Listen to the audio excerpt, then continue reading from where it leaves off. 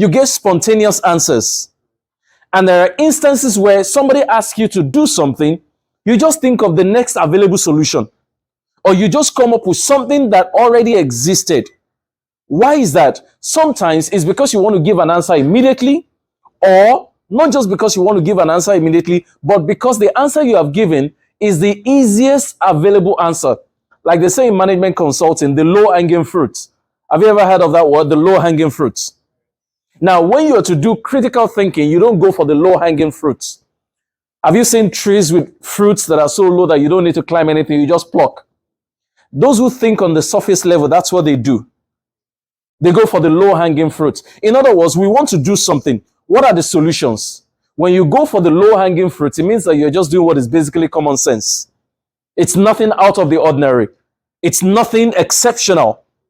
There's no vavavoom. One of the words of my coaches. There's no vavavoom around what you've just done. In other words, there's supposed to be the wow factor. When you give me an idea, the wow factor is what makes me, wow. Oh, I see. Now, when you're talking to somebody and the person says, oh, I see, does it mean that they were blind before? So what gets them to that point where they now tell you, oh, I see? What does that actually mean? It means that you prompted them to imagine something that they previously weren't imagining. You opened their eyes to that point where they started thinking in a different direction. So that's where they begin to say, oh, I see. So that's what we're trying to do today. The next thing is develop essential critical thinking skills.